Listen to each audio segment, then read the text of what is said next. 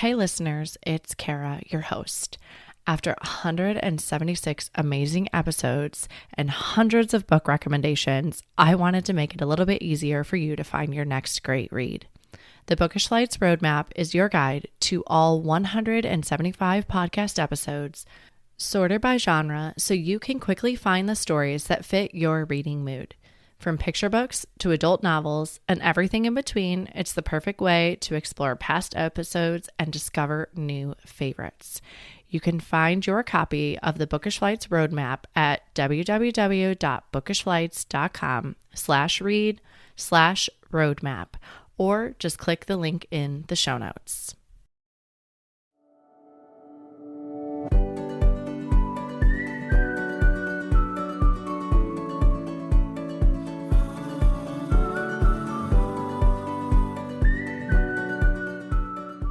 Hi, I'm Kara Infante, and this is Bookish Flights, a podcast where we tell our stories through our favorite books. Each episode features a bookish guest where we will talk about reading, life, and the seasons we're in, all through a thoughtfully paired book flight of recommendations for you.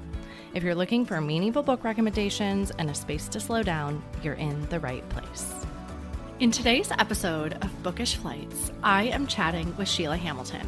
Sheila is a journalist, a speaker, and author of All the Things We Never Knew, a memoir she wrote in the aftermath of her late husband's descent into mental illness. This book is part story, part resource, and it captures the confusion, grief, hope, and fierce love that come with navigating a fractured mental health system while trying to hold a family together. If you've ever loved someone who is struggling, this episode is for you. Welcome to the show, Sheila. Hi, Kara. It's so nice to see you. Yes. Well, I love to start off because I feel like we're so much more than these brief bios of you telling us a little bit about who you are. Well, currently I'm writing full time, which has been phenomenal. I am loving just the expansiveness and imagination and the freedom to write. I was a journalist for so many years of my life, almost 3 decades. And as Okay. you know, that career is very demanding with deadlines that, just crawl up the back of your throat every afternoon. And I was constantly wishing I had more time to work on stories and being pushed in front of cameras and in front of microphones when I didn't feel ready. And so right now, I'm really loving the freedom to write. It's been incredible. Yeah. And I feel like once you open those creative channels, right, it just opens you up to so many more things. Like it's just a gateway, I think, Yeah, when you can yeah, honor that.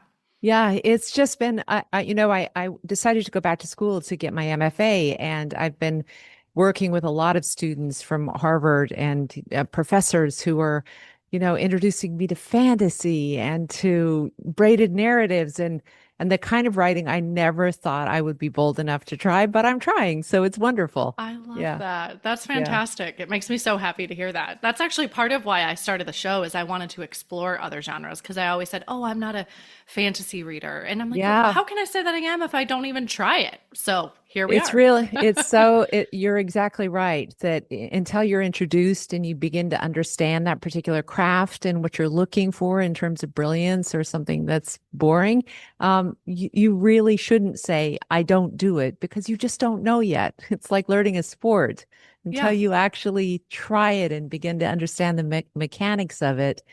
You can say, I'm not interested in that sport, but once you learn it, it's this whole new world. Yeah. Yeah, such an important message for us, but also for our kids, right? I'm so Yes, interested, like, exactly. how do you get your kids to try new things? And we could go Yeah. on and on about that, but let's bring everybody in. For listeners that maybe aren't familiar with your book, All the Things We Never Knew, can you tell them a little bit about it? Yeah, I wrote this after my late husband died by suicide. And the reason I wrote in the beginning was truly just to construct a narrative of my own life, to make sense of what had happened to me. It had happened so fast and so catastrophically that I almost needed to piece together my diaries and my writing to try to form a cohesive narrative in my mind. And then what happened is I started serving on a lot of different boards for mental health organizations. And I realized in that experience that what I had gone through was not at all an isolated event, that I was meeting dozens, if not hundreds, of other people who described the same sort of confusion, the same sort of, I don't know where to go, who to turn to.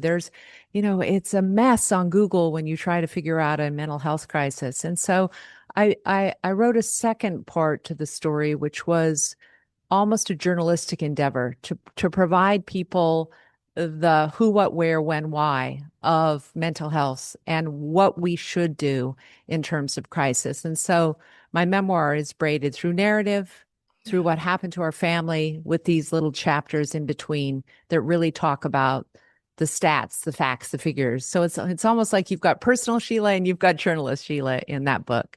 Yeah, I think as a healthcare provider, that is so important because there's even been times lately where I am flummoxed by navigating the Yeah, healthcare system here in the US. And I'm like, I worked in this system for that's right. 15 years and I am finding this challenging. I cannot imagine individuals, well, A, that are fighting a mental illness, but B, are not familiar with navigating it. It just, Yeah. to me, my heart goes out.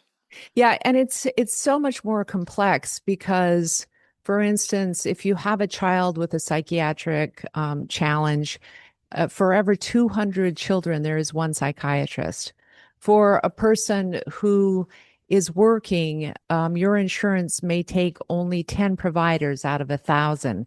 The complexity goes across every single aspect of Yeah. attempting to get care. And so I wrote it in part like, what are we doing, America? But also just to say, if you're encountering this, you are not alone, and there are people who can help you. Yeah. And as you were writing this and telling the story, I mean, you're saying like it kind of came up like, well, I want to give practical tools to help people who were navigating similar experiences as well. Or did you set out to write that from the beginning to be part resource too? No, I didn't. It was only after 4 or 5 years of the manuscript sitting in my desk and me doing all of this work for Lines for Life, for the Flawless Foundation, for ASPS, the American Society to Prevent Suicide, that I realized, oh, there's a need for this. Yeah. It's almost like there is a need for a manual. Not to say that every person's disorder is going to be the same or that Sure. the illness will unfold in the same way, but there are many similarities about how to navigate, how to get help, how to advocate for your loved one, and how to take care of yourself while you're going through it. Yeah, that's a perfect lead in for my next question was there's so much confusion and isolation as you've mentioned when someone you love is struggling with this mental illness. What did that season feel like in your home for you? I mean, I have nearly drowned before. I was at a beautiful family event in San Diego when I was 6, and my parents lost sight of me in the ocean, and I nearly drowned. And Wow. I remember these, especially the last months of his life, feeling so similarly that I truly could not catch my breath, that I would come up for one gasp of air and something else would happen, some other bizarre, unexpected thing would happen. I thought that once he went into psychiatric care, that things were going to be better. It's Yeah, like it's the you put hope. your loved one in the emergency room and it's all taken care of. It actually became more maddening there. The nurses worked behind bulletproof glass. They didn't even know his name. They Wow. had him on 13 psychotropic medications by the third day he was there. And this man, who was brilliant and expansive and read 4 books per week, he was such a magic human being, Yeah. was really left to feel as if he did not matter. He was simply an experiment for these doctors who really relied on medication only. And he believed that he was untreatable. Yeah. And so he died by suicide the day he got after out of care. Wow. And it was part of my grief, but also part of the outrage, Kira, that I learned the most difficult day for people who have been in psychiatric care is the day after they're released. It is a Wow. very common occurrence to have people who have been treated in psychiatric care to attempt suicide the day after. We Wow. were not told that. We were not warned. We were not given any kind of roadmap for how we could continue a modicum of care for my husband. And so part of the impetus of the book, honestly, was rage. It was Yeah. rage. There was a lot of it. I think that that is, I know you get sent home with a plan of care and you have to have someone pick you up to check you out. I mean, that should be like standard, Right. verbatim, number Yeah. one on the first Yeah. page. Yeah. The next day is going to be the hardest. Yeah, I know it should be. And there should be so many things like that that truly, if we are to provide any kind of solution to what I see as a whole psychosocial illness, that we should take as seriously the need to get a social worker to help them with the things that are happening in their lives as we should make sure to get this medication filled. We're never going to Yeah. end or even curb a suicide epidemic if we don't start looking at all of the factors that are really pressing people to the edges of their existence. Yeah. Part of it is economic, part of it is spiritual, part of it is sheer loneliness, part of it is the stress, part of it is trauma. We have got to start taking a better look with a more serious intention at those other factors as we do. Well, let's just get the brain science right. Yeah. And I imagine too, I mean, there's a lack of providers. You've already kind of mentioned that. So Yeah. so many facets of the system, right, are just not, we're not there yet. No, and I would just provide a warning for people. My husband had stayed out of any kind of psychiatric care until he was 42, and he had Okay. likely had bipolar disorder for a long, long time. But because he wasn't sleeping, he asked a doctor friend who lived on our street for help sleeping. And the doctor gave him antidepressants, which for his particular physiology was exactly the worst thing he could have been Yeah. prescribed. He was forced into a state of akathisia where he was alternating between crying and laughing and truly mad at that point that he'd Yeah. broken from reality. And I just want people to be aware, even though it's very difficult to find somebody who is a professional, please make sure that you are doing your due diligence in who you get psychotropic medicine from and how much they're giving you. Yeah. And I think the other piece of that is what I constantly was in the clinic is you're your own advocate. So That's if right. you don't feel comfortable with something or something doesn't seem right to you, that is okay. You are Yeah. allowed to seek a second opinion. That word is not, God's word or what, it's not the thing that has to be set in stone and taken. You Yeah. can go, and I understand this is very challenging and hard to do in a system, but you can go seek a second opinion and you can say, nope, I don't agree with that plan of care. You have the ability to say that as the patient. Yeah, it's a little more difficult when they're inpatients in psychiatric care, Yeah, especially when they're on holds, because it really is as if the state is saying we see this person as a risk to themselves or true. others. And it is now, you kind of have to nod and be as polite as you possibly can. So, yeah. Yeah. What did you learn about resilience through this experience? Because I imagine that that is something that came out of it. It was, boy, I look back at that woman who woke up the day after with a 9-year-old daughter to raise on her own and wondering how she was going to pay the mortgage. And I feel so much empathy toward her. I was so I was so stressed, Kara, so lacking in sleep and support and all of the things that one really needs to get through a trauma that I actually started putting sticky notes on like the mirror, brush your teeth, Yeah. pack your daughter's lunch, make sure go look at the sky. Go, like make sure that you do the very modicum of getting by so that you don't let this become your own mental illness. Yeah. And after a few weeks, I realized there's nobody coming to save me.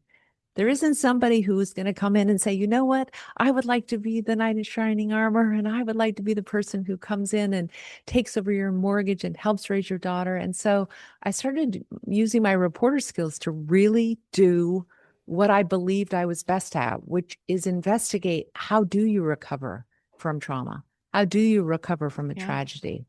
And I started on a kind of self examination because I was still working full time as a reporter of who were the best scientists and philosophers around resilience. I interviewed incredible people who had gone through horrific things and had Yeah. become stronger because of it. And I really learned so much about mindset, about how watching our thoughts, observing our thoughts, understanding what stories we're telling ourselves can actually impact the true outcome of your life. And so I started changing my own story, and it Yeah. was incredibly beneficial. Yeah. And there's so many out there that we can thank you for writing your story too, because it takes courage, it takes bravery to put this vulnerability out onto the page of your own story. So thank you for that. And I know you've Thank had a you. lot of women say that you wrote my story. Yeah. What do you think they recognized in those pages of your book? I think there is a sense of confusion when you begin to see your partner change. Maybe they're more irritated. Maybe that you find out they've been cheating on you. Maybe you found out that they're gambling or they're drinking too much. And there's this initial sense of like, wait a minute, this isn't the person I married. Yeah. And then, like myself, I went through many weeks, even months, where it appeared to me that my husband was actually getting better. He would be his sunny self again. He would finish the job he said he was going to finish in the garden with my daughter. And inevitably, we would have these crashes again that came over me and just left me like I said, thrashing around in the ocean. Yeah. I did not know how to manage our family life when I couldn't manage any part of him.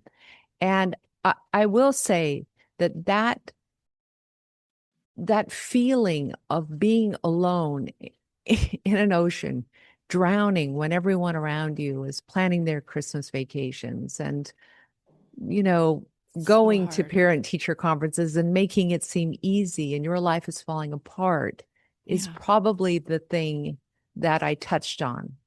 That when we're going through these almost humiliating experiences in our lives, we want to keep it so private. I did.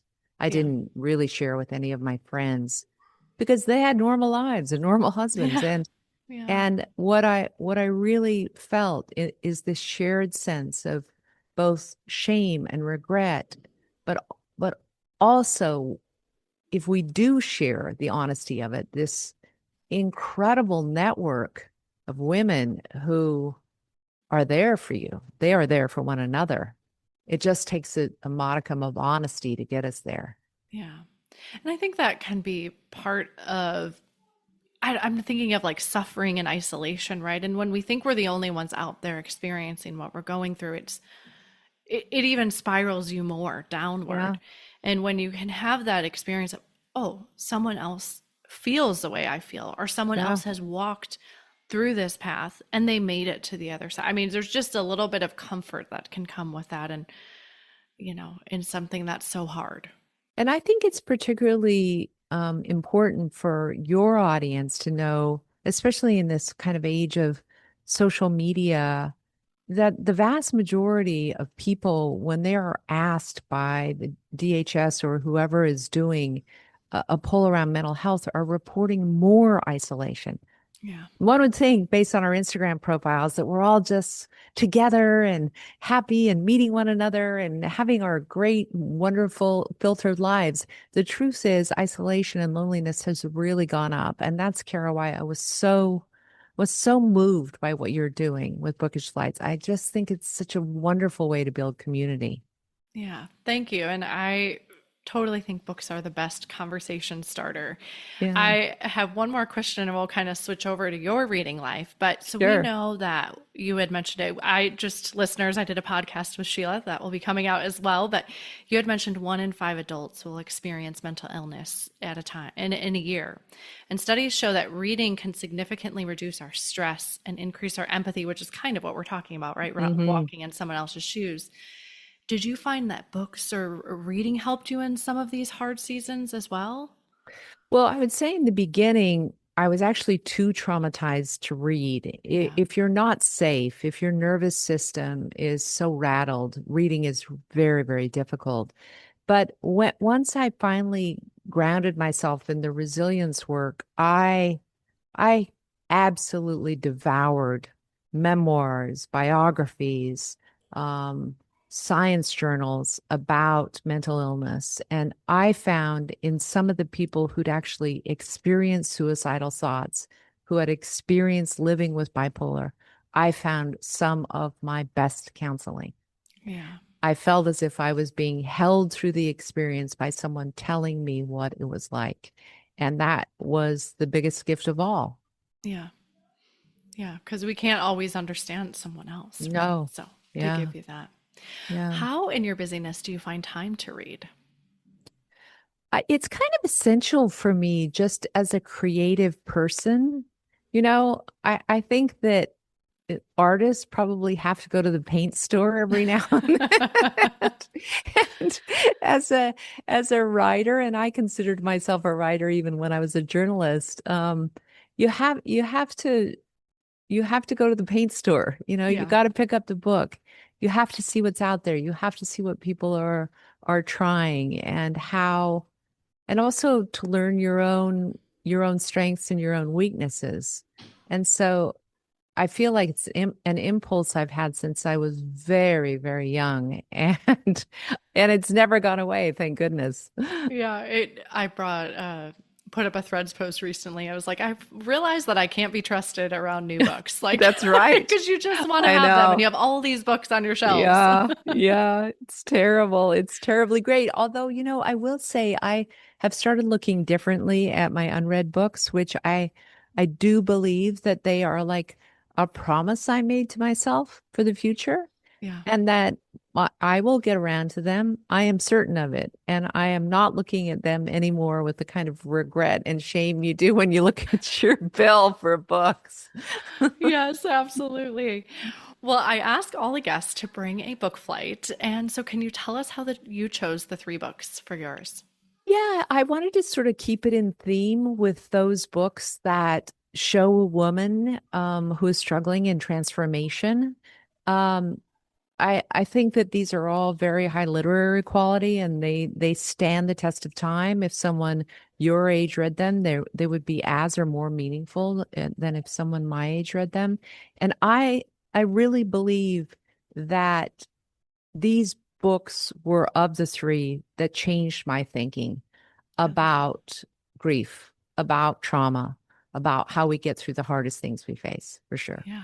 Wonderful. Well, what's the first book you brought today? So my first pick is The Year of Magical Thinking. It's Joan Didion, one of my favorites. She was a Yeah. journalist before she was a writer. She is a phenomenal, phenomenal thinker. And this is kind of a book about what happens when someone who is at the top of their intellectual game meets uncontrollable grief. And I love her prose. I love the sparseness of her sentences. I love her architecture that she uses in this book, that she's in the denial about this sudden death of her husband. And then you watch her kind of come to her senses and see her trust her own observations as she begins to recover. It's a beautiful, beautiful read.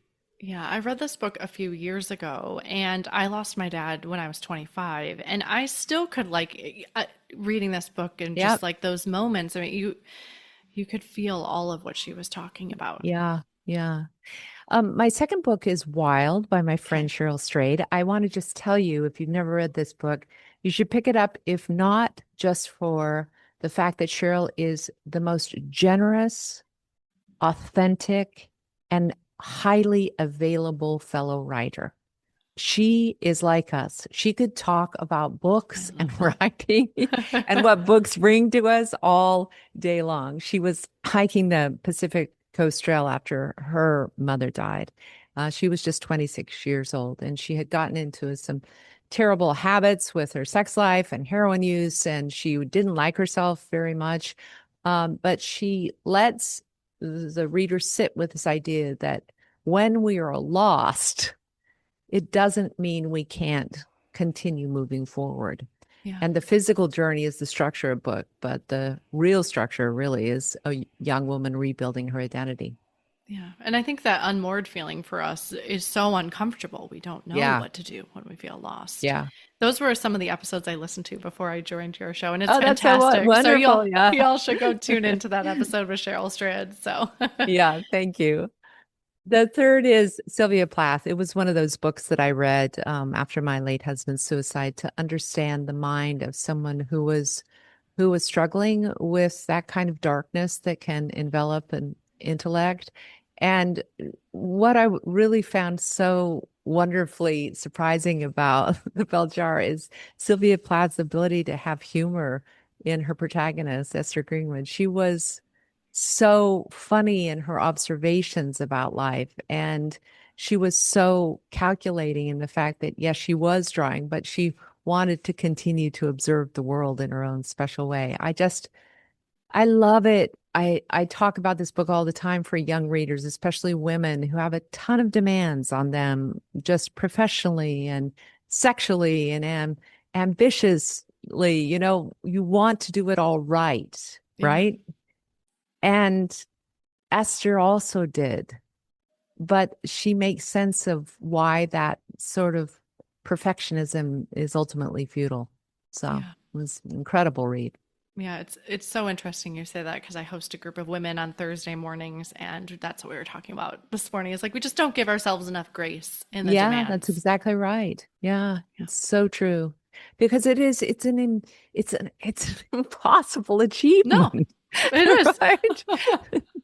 I don't know who it was that came up with that silly line, you can have it all, but they didn't do people a big favor, let me tell you. I've really been thinking lately that we should be able to put mother on our resume because That there is I work exactly harder right. than I ever did Yes, as a mom you in any should. clinic.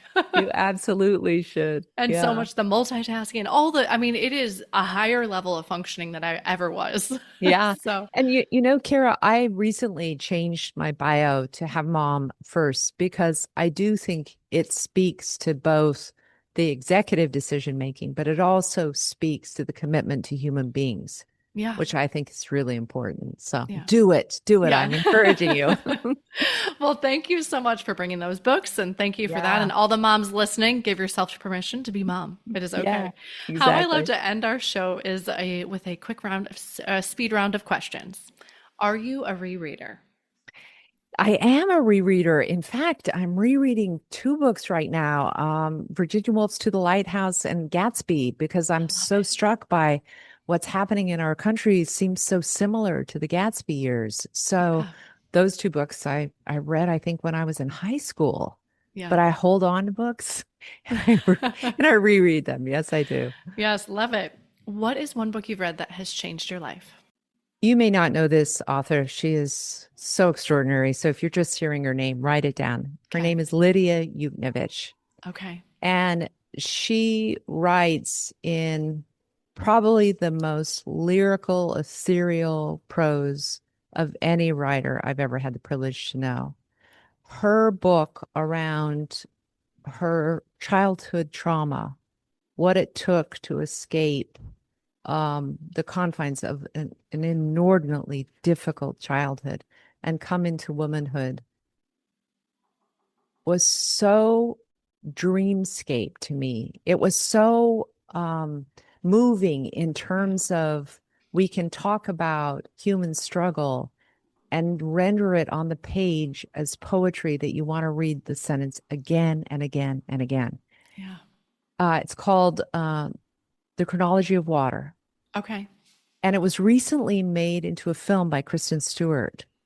Okay. But the book, I think, is better, Yeah. as books Per often usual. are, per use, per Yeah. use. Um, but Lydia Yuknevich is one of those writers. She was the first person I know who wrote in a narrative that felt so unique, so original that I had to try to figure out what she was doing. I haven't. Yeah. Let me just say, she's that good, but her books will put a spell on you. Okay. I can't wait to pick it up. Thank you for Yeah. sharing that one. Where is your favorite place to read? I can read almost anywhere except the bed. Okay. Yeah, I cannot read in bed because I enter a space where I am trying to figure out what the author is doing. Oh, yeah. I am rereading, I am underlining, I'm putting notes in the side.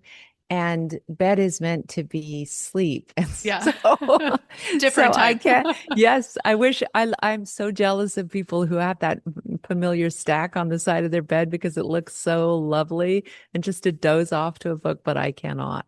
I So think that's the crux of being a writer. yeah, maybe. Yeah. Yeah, maybe. Lastly, what are you reading next? I just finished this remarkable, in fact, I think I have it here. Hold on. This is Otesha Moshfegh. Have Okay. you ever heard of her? No. Oh, she is very, very good. This is a novella called McGlue, and one of the reasons I wrote it is because Otesha's command of people who are in a dark place in their lives is probably she's the best. She's the Okay. best contemporary writer at that type Yeah. of person. I am not going to say it's an easy book. I am Yeah. not going to say you're going to have a good time, but you will understand the human condition after you've read it. Yeah. So, Well, thank you so much for joining me on the show today. I know your time is precious and I appreciate all you've given me. Kara, thank you. It was a delight to be with you. Thank you. Thank you so much for listening to this episode today with Sheila Hamilton. If this conversation resonated with you, I hope it reminds you that you are not alone. So many people are navigating these same questions around grief, mental health, and caring for the people we love. Sheila's memoir, All the Things We Never Knew, and the books in her book flight are listed in the show notes at bookishflights.com. Make sure you're following Bookish Flights on your favorite podcasting platform so you'll never miss an episode. As Emma Thompson said, books are like people in the sense that they come into your life when you most need them. Until next time, happy reading.